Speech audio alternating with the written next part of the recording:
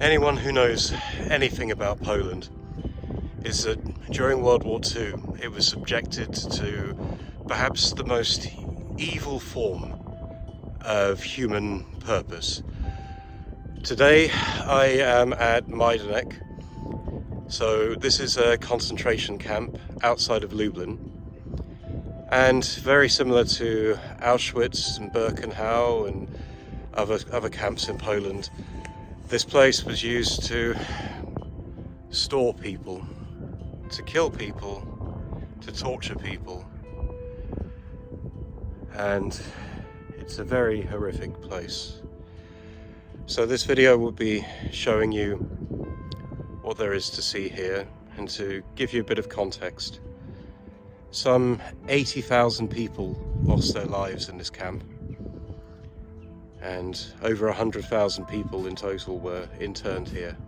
Women, children, men, Jews, Poles, Ukrainians, Belarusians, people from all over Europe. So I hope you find this interesting. Dzień dobry. Welcome to A Brit in Poland. This channel has a number of missions. The main one, to create a video for every place on this list. Though I could use your help. The help could be in a number of forms. You could like my video, you could subscribe to my channel, you could follow me on Facebook or Instagram, or you could donate to my Patronite account. Thank you very much for your time. I hope you enjoy the video. So Lublin is on kind of the eastern part of Poland in the Lubelski Voivodeship. To get to Majdanek, you can take the 156 bus from Krakowska Street. It takes about 15 minutes, or you can get a Bolt. The camp itself, I would allow personally 2 hours to go around. It's quite an extensive walk. There's a lot to read, and a lot to see here. So do plan your time carefully. So the camp was actually built in the autumn of 1941. It's worth noting that Germany didn't take this part of Poland until a bit later in the war, because it was originally occupied by Russia.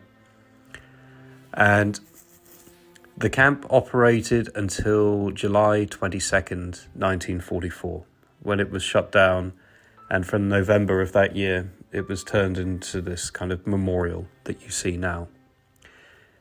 The camp was originally constructed under the orders of Heinrich Himmler.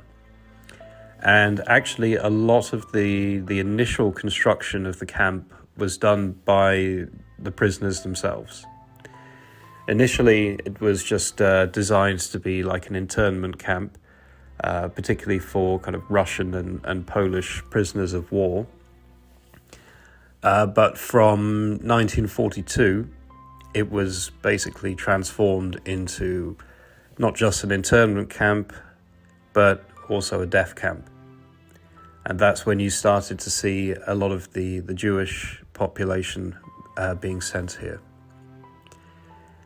In its period of use, 150,000 people would be interned here. And also some people, it was used as a kind of transit station as well. So some people would come and go. One of the first buildings you see is the White House, and this was the home of Anton Thulman, who was the head of the prisoner camp and also an SS physician. The camp itself was divided into various sectors. You had the prisoner camp, where everyone lived basically, the farm complex, which had like a vegetable garden, warehouses and camp workshops, and finally the administrative section, where the camp command officers and the SS headquarters were basically stationed. When prisoners got to the camp, they were made to strip naked, and they had their names read out from a register, which could take a while as there could be several hundred prisoners coming in at one time, and they would come in by train or by truck. And they were sent to a desk, and they were given a number printed out on sheet metal, which came from tin cans. All of their possessions were taken from them, so any food or clothing they had with them, any jewellery.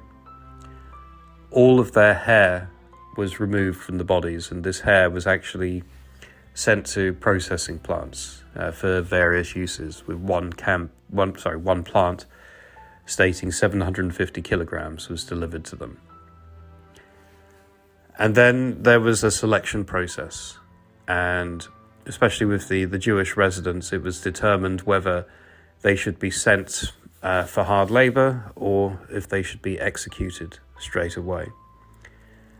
And this determination was normally done by age, so children and old people were pretty much automatically killed unless they were suitable for work. Anyone in a bad physical condition would automatically be killed, and physical appearance was also a factor.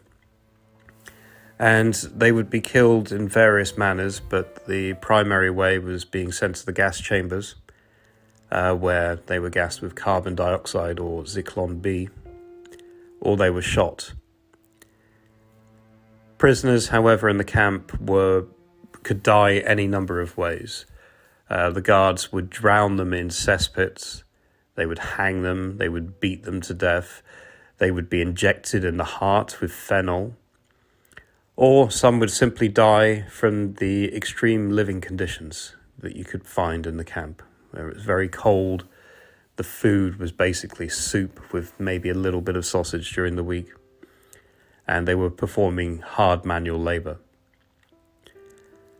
Those that fell and could no longer perform manual labour were sent to Barracks 19 and left to die from starvation. Anyone who managed to survive a few days there were rewarded by being sent to the gas chamber. The biggest incident of death occurred on November 3rd, 1943, when 18,000 Jews were executed in a single day. The gas chambers were actually first built in the summer of 1942, and originally the bodies of the dead were buried in mass graves, though from 1942 they would start to cremate them in furnaces, and from spring 1943 in an open-air cremation. The prisoners were given various duties, so there were workshops for sewing, there was a forge with like an ironworks, there was an electrical shop, there were shoemakers, there were woodworking stations. Anything to help maintain the camp or contribute to the war effort. Any prisoners who disobeyed or the guards felt they didn't like or wanted to have some fun with were repeatedly whipped or struck. They were submerged or drowned in fire basins or sewage pits. They had dogs set on them. They were lashed. They were made to stand for hours between two rows of live electrical wires. They were deprived of meals. They were suspended by their wrists while their arms were twisted behind their back. Basically, living here was a living hell. And walking around this site, it's so eerily quiet. There was almost a constant chill going down my spine. But it's one of those sites, much like Auschwitz, that I think people should know about, people should visit, to truly understand what the people of Poland had to face during the Second World War. The camp itself is completely free to visit, and I'm glad that I got to see this, and it was really like something out of a movie, and reading all of the stories in there, it was like something out of a horror movie. So I do encourage you to visit. Thank you very much for watching. If you like this video, please share it with people, please like, and please subscribe. Do zobaczenia.